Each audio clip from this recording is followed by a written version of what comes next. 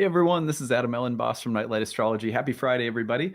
Today we are going to take a look at Venus in the sign of Aquarius. Venus is transiting through the sign of Aquarius right now and making a square to Uranus over the weekend. Of course, in modern astrology, Aquarius is a sign that is often associated with Uranus through a modern rulership scheme. Although I don't use that rulership scheme in my practice, I think that taking a deeper look at Venus in Aquarius can be useful when considering the characteristics of Venus square Uranus, because in some ways they do have some themes. There are some themes that they share in common. In order to do that, we're going to rewind and take a look at an episode I did several years ago. I think it was back in like 2018 or 19 on Venus Aquarius through a Planets in Profile series that I did, which I've been trying to make everybody a little bit more aware of. So you can go back and familiarize yourself with those episodes. We took Venus, Mercury, and Mars through all 12 signs. Once I finish my Tao Te Ching for Astrologers series, which we have maybe another month or so left of, I'm going to be relaunching that series and doing Planets in Profile for the Moon through all 12 signs to start with. And then depending on how far we get with that, we might end up launching into, say, Jupiter or something like that. So I hope that you will enjoy this rewind episode. As always, before we get into it, don't forget to like and subscribe. Share your comments. If you have Venus in Aquarius, does this video characterize elements that of your own life that you're familiar with, or add some new ones that we didn't come up with in this video? I always love to hear your insights. You can find a transcript of any of my daily talks on my website, which is nightlightastrology.com. And don't forget that we are in the midst of starting new programs this month. Roots and Spheres program starts very soon. Readings and Passages starts soon. You can check those out on the website, nightlightastrology.com, under the Courses tab. Check out Need-Based Tuition option if you need a little help.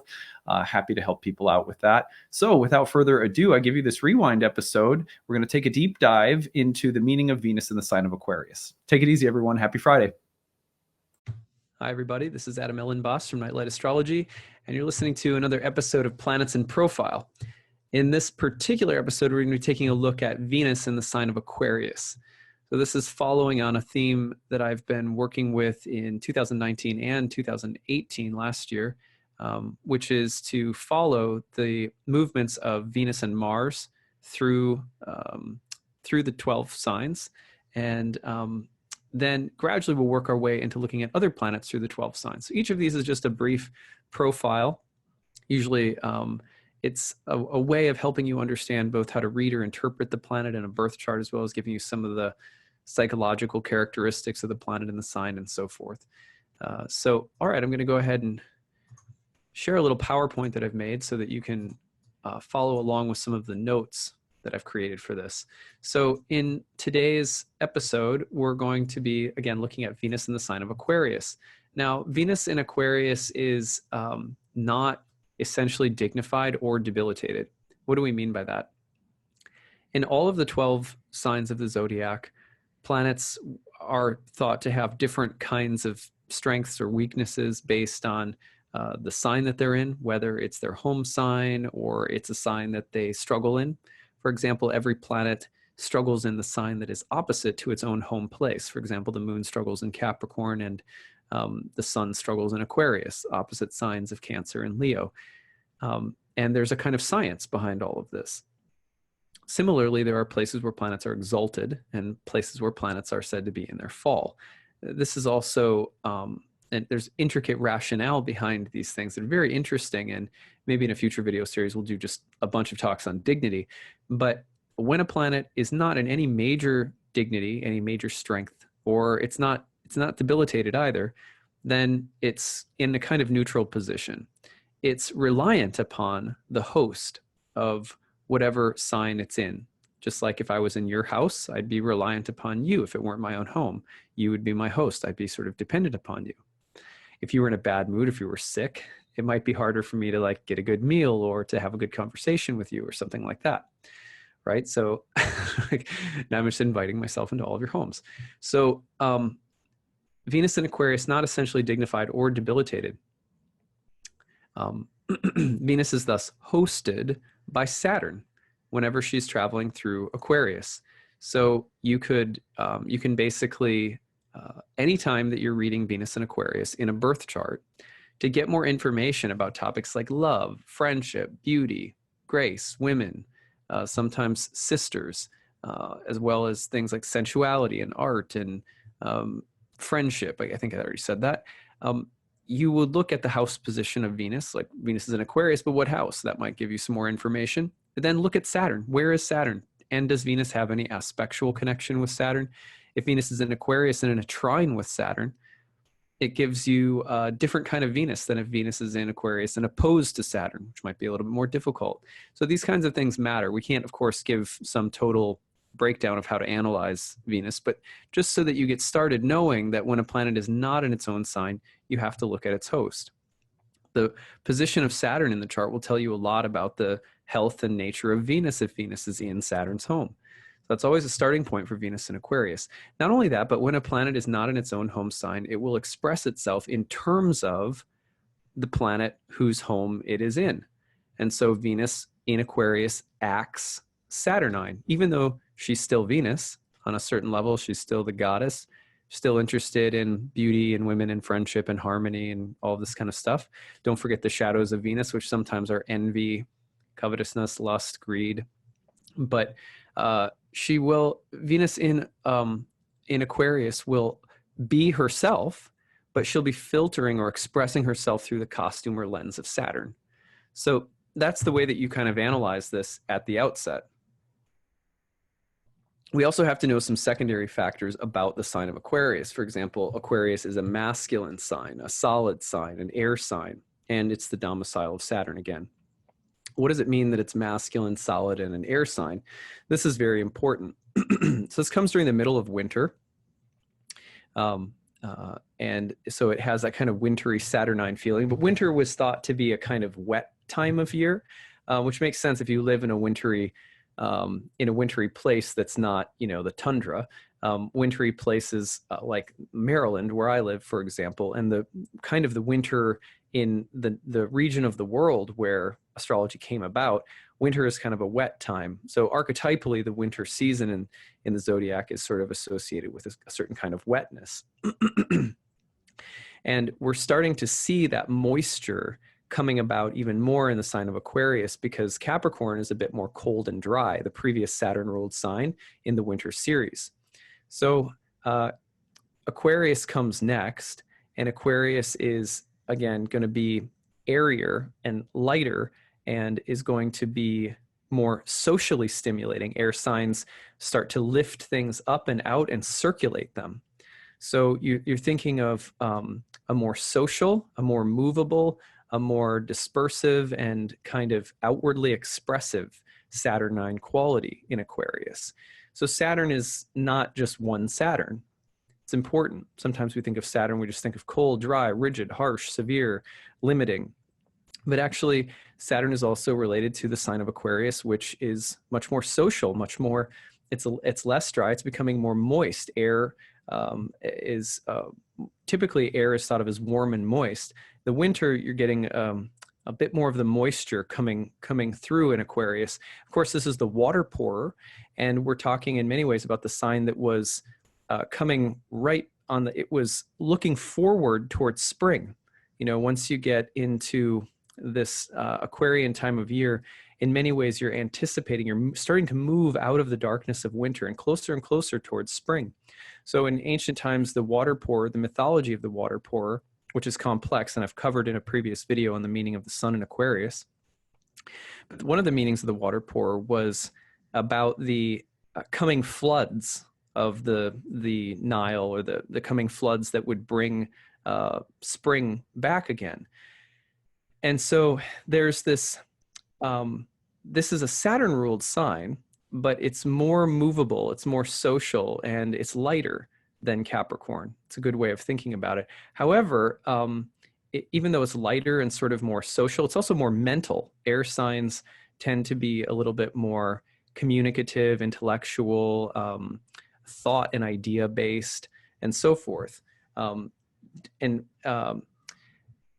at any rate, I almost went off on a tangent that would have taken a long time. So I'll just pause that.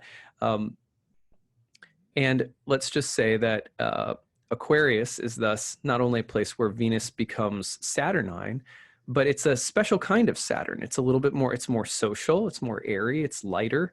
And it's more expressive. Masculine energy is more from the center moving outward. So it's centrifugal. It moves from the center outward.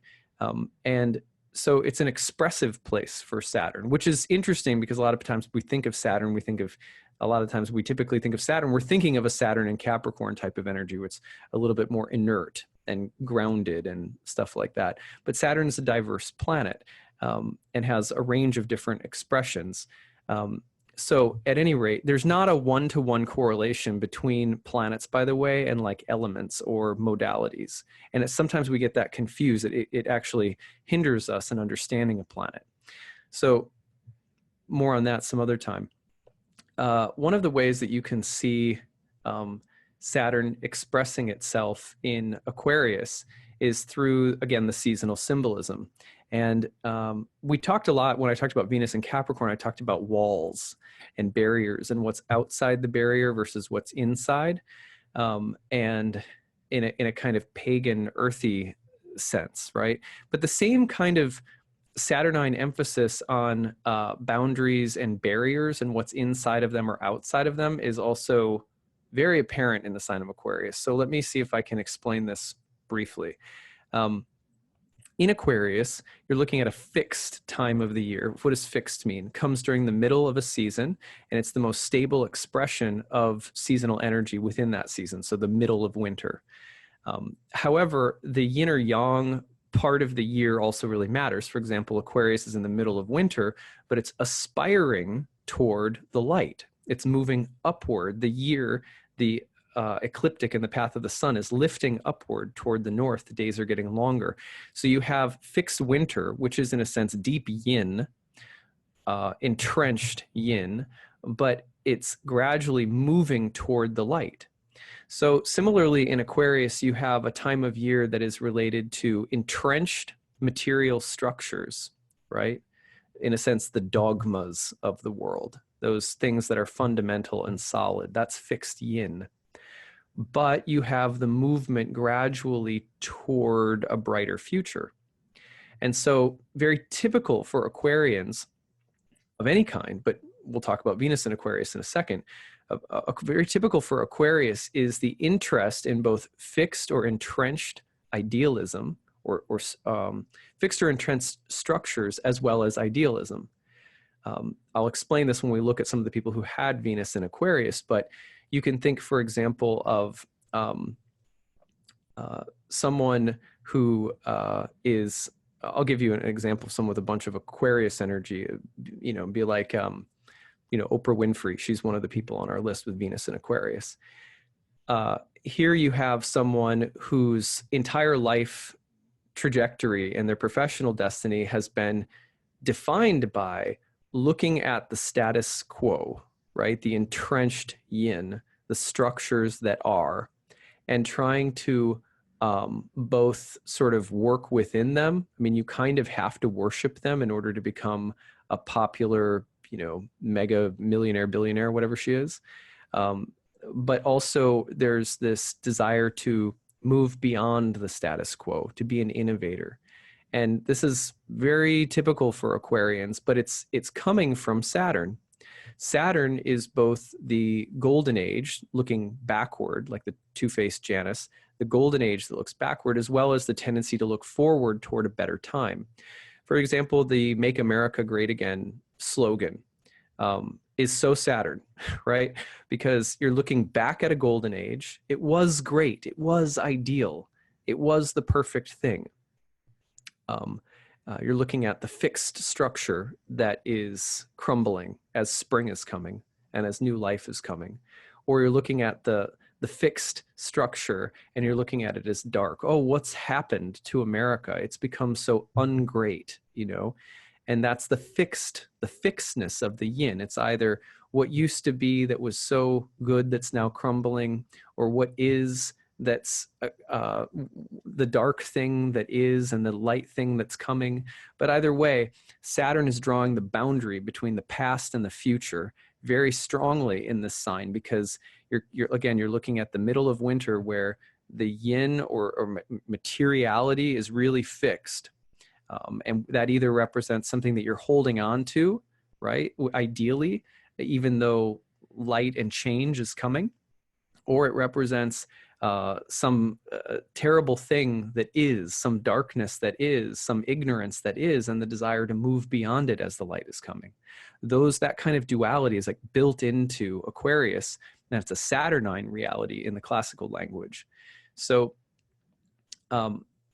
when Venus, goddess of love, harmony, beauty, friendship, etc., is in that sign, the reason I chose the picture for Burning Man, right, is because you have that same duality built into Burning Man. You have I don't like the man, burn the man. As they said, there was a movie when I was a kid named Empire, called Empire Records, and one of the classic sayings that I had a friend, dear friend of mine, and we would like walk around, and we would always be like walking around town being like, damn the man, because that was a line from that movie that really stuck with us. But this is the same idea, right? Burn the man, the structures of society, the dark entrenched plutocracy, you know what I mean? And that's a Saturnine Aquarian reality. The thing is that it's somehow necessary to burn the man and to walk through the rainbow gate, the glorious artwork, the futuristic programming, the ideal on the horizon, the utopia in the distance. That's both Saturn, the past. Remember, at Burning Man, there's two things that are also tend to be celebrated: indigenous or archaic past, as well as future, bright, global techno shaman future, right? And so, and it's the disgust is with the status quo. That's a Saturnine reality, even though Burning Man might seem like Neptune, or we might ascribe Uranus to it, or all these other things. But really, in the classical language, the reason that we would say it's an Aquarian kind of thing is that, and I believe, I could be wrong about this, but I believe Burning Man might have gotten started when Neptune was in Aquarius, but I don't, someone check that and let me know on my YouTube feed. But at any rate, this is what is, and I don't, it needs to be something more. It needs to be something better. But the two need each other. Do you see what I'm saying? Like, there is no Burning Man without the man. And that's a duality that we have to remember, so that we don't, because otherwise what happens is the new thing becomes the next tyranny. And I've already seen this, like in my short lifetime of watching Burning Man stuff. I've been invited to Burning Man by people so many times. I'm always like, no, thank you. I'm just way too claustrophobic, and I don't like big groups of people. So I'm like, no, thanks.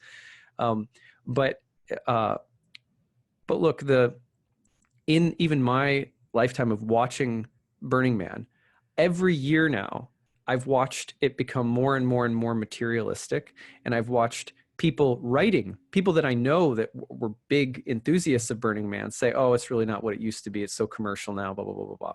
See, that's what happens. That's an Aquarian sort of Saturnine dynamic.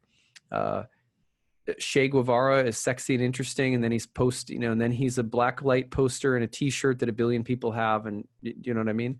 So with Aquarius, the future is always an issue, as is the past. And this has to do with the fixedness of winter representing the solidness of material forms that are currently on their way out as the light is coming. So, and we're either railing against that, protecting against that. I don't want the old thing to go. Like, you'll find a lot of really dogmatic, rigid Aquarian people. In fact, Ebenezer Scrooge in Christmas Carol was an Aquarius. But he becomes a futurist. Remember in the beginning, they're asking Ebenezer Scrooge about, do you have any money to give to the poor? And he says, aren't there enough prisons? Aren't there enough this? Aren't there enough? So he's not charitable at all. He wants to hold on to the way things are. And you find a lot of really conservative people are Aquarians. But on the other hand, you see a lot of and a lot of times they are, interestingly, they're still progressive though. So a lot of Aquarians are really conservative, but their mood of conservatism is, how can I get back to the ideal past, because things really aren't what they used to be. They're conservative, but it could always be better in terms of getting back to the past. But on the other hand, you have the opposite. It's everything in the past is bad in the future, right? So that dichotomy, again, is just a really big part of Aquarius. And so Venus in Aquarius will attract social dynamics that illustrate this, lovers that illustrate this. Sometimes there's a dichotomy between being alone and being with people, being a maverick, being an individualist, and being with a group. Sometimes you'll see a dichotomy between a love of things that are progressive and a love of things that are classical. Sort of like a sci-fi futuristic bar playing, Bach or something. But you know what I mean? So it's a quirky blend of ancient and new and future and past. That's part of the aesthetic of Venus. It's part of what Venus deals with in a general way. Now, there are a lot of Saturnine challenges that I've just described that can come with this, right? Like feeling like an outsider, trying to define oneself in terms of being a rebel, in terms of being different, in terms of being on the fringe, on the edge, intolerance, ironic sense of love and peace and harmony as long as it's future oriented, ironic intolerance for anything that's more conservative or in the past, which is somewhat unusual for Venus, who tends to want to harmonize things. Open-mindedness, broad open-mindedness, and yet in some kind of simultaneous intolerance for anything that doesn't seem either progressive or anything that's not ideal. So these are things to think about with Venus in Aquarius. Some people, Oprah Winfrey, who already mentioned, Mozart, who was thought to be a little perverse and yet a complete innovator. He was sort of a womanizer, and he was incredibly innovative and sort of quirky and an outsider, really. If you've ever seen the movie Amadeus, you get a good feel for it. Isaac Newton. So there you have someone sort of, and Stephen Hawking is the same way too, where there's an element of being popular scientific and a popular scientific mind, and redefining principles and laws of the universe, kind of physics discovery and physics innovators and things like that. But keen eye for the past and what's come before and the dogmas of the past. And it's always a funny thing to see someone like Stephen Hawking, who's sort of like the church of science, right? Like he sort of, in his anti religiosity, which sometimes would come up in him, he could almost be like the high pope of science. And you see that sometimes where, there's this kind of such innovation, such forward thinking, and yet ironically there can be this really entrenched sort of conservative fundamentalism that comes out, and that's part of the Saturn element. Ellen DeGeneres, another example. Oftentimes you'll see the Venus in Aquarius being about progressive sexuality, people who are bringing forward new forms of sexual expression in the world. Muhammad Ali is another example. He's someone who's obviously very popular activist, and during his time, and a popular sort of celebrity figure, but of course he had very complicated relationships with women because of his religious beliefs, which were thought to be both very progressive for his time and defiant and original. He was an anti-war activist, but he was also incredibly conservative in his embrace of Islam, and it led to some very difficult, complicated situations, of course, in love and relationships. So progressive, but very conservative. Janis Joplin, forward thinking, progressive, like sort of wild feminist rocker, but also very severe at times in her behavior, right? And self-destructive, and this kind of loner rebel thing that can be very difficult and isolating. And that's something that people have written about with Janis Joplin. Pope Francis, here's someone who's very forward thinking, and yet he's the Pope, right? So Venus in Aquarius. Quentin Tarantino, right? He has this weird way of wanting to honor things from the past, like cowboys and samurais, right? And Civil War, and the World War II. He has this nostalgia for the past, but the way he does it is very almost futuristic and sort of sci-fi, and very innovative and forward-thinking as well. So the past and the future again. Elton John, another great example. sexual, of course, homosexual and rocker who is defying boundaries in his day and age, little like more common now than it was when he was really getting going. But he's also, he's like honored, he's sort of, he's honored by the royal family, and he has this kind of knightly traditional feeling about him. And yet he's very progressive in other ways. So you have that duality as well. Yoko Ono is similar, classically trained artist, becomes very progressive. Anyway, her story is very interesting as well. And I had to throw in one like sort of real shadowy example of R. Kelly. Obviously, R. Kelly's been in the news a lot lately. Venus and Aquarius. Again, sometimes what you have are the outsider and the way that Venus and Aquarius can express itself sometimes can be really severe too, where the way, like going back to Mozart, where there's a kind of almost like a perversion quality of sexual expression. And with, again, with R. Kelly, you have someone who's a very popular figure and again, thought to be a real musical innovator in many ways, but also there's this weird way in which there's this kind of like weird culty fundamentalist quality to him, and expressed itself really in these very like abusive ways. So I don't mean to suggest that people who have Venus and Aquarius are perverted or culty or fundamentalists or things like that, but there is a shadow side, a severe, harsh, intense kind of outsider weirdo quality that can express itself sometimes in really damaging and complicated ways. So Venus and Aquarius, sometimes, the Burning Man, progressive idealist, sometimes the more angry, hard, rigid expression, which is weird for Venus, right? It doesn't feel totally right. But remember, Saturn also has a lot to do with repression, where we get repressed. And so Venus in Aquarius sometimes has this feeling of like repression, like everything is trying to repress me, which builds this kind of pneuma and creative tension within, and then it expresses itself in all these wild forms. And sometimes that also is in terms of creativity, but also sexuality.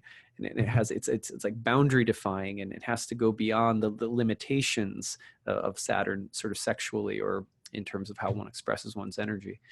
So that's what I've got for Venus and Aquarius today. As usual, I hope you like this, and we will be back soon for Venus and Aquarius, Pisces, which is happening later this month. All right, take care, everyone. Bye.